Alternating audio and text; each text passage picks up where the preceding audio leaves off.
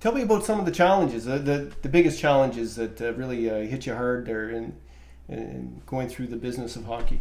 Oh, yeah, absolutely. We did not one that's. I mean, it's such a sensitive, and I mean, it is in any workplace. But you know what? It is. Whether it's through league suspensions or whether it's performance, it really doesn't matter. It's a horrible job to go in and tell a coach that that we're dismissing you. And I was in a situation with one with the Voodoos and one with the Trappers. And the first one with the Trappers, Ian Swalazinski, it was really tough. I mean, our team was struggling. It was we just felt that the team, we weren't getting as much out of it.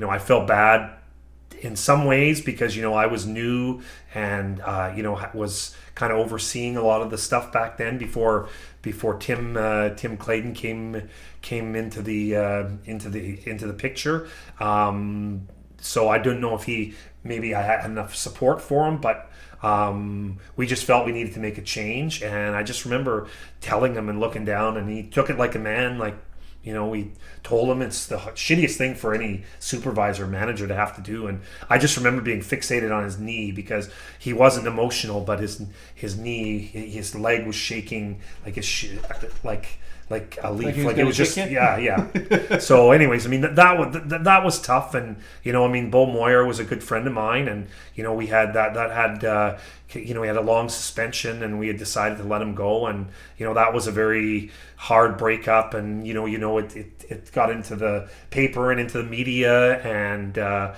haven't talked to him since, so, really good guy, but, some decisions, had to be made based on things that had happened. I don't really want to go into it, but that's the really hard part when you get along with a person so well. And for Bo and I'd known him since the early 2000s, and had went to he'd helped scout a little bit with the Temiskaming Royals when I was there. He did a bit of writing for Beta Day, did a column, was always willing to go on camera and talk when he was coaching the midget Trappers. And now you just don't, those relationships, even with the family, those are all on ice. Absolutely. It is. And it's tough, and I talked to Steve Stales about it, and Steve obviously is at a much higher level, but him and I talked about it because Bo was working for him with Hamilton, and Bo had his son actually in minor hockey, and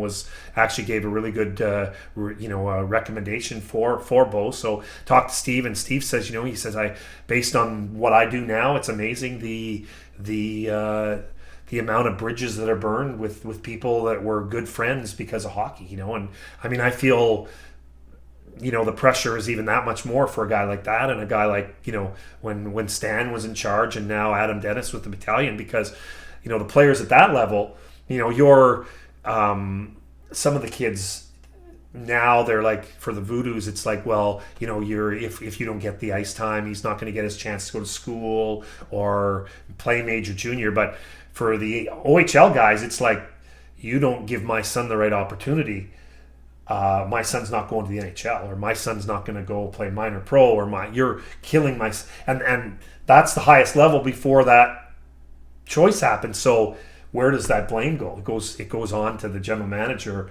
or the coach of the OHL or major junior team. So I feel for those guys, because there's a lot of pressure, and just because kids make it, and trust me on this one, just because kids make it to major junior doesn't necessarily mean that their parents are major junior. If you go get what I'm going, there's some pretty harsh things that they have to deal with, and that's tough. It's tough, so. Well, that's probably the hardest part, and it's a tough business. Yeah, and cutting kids.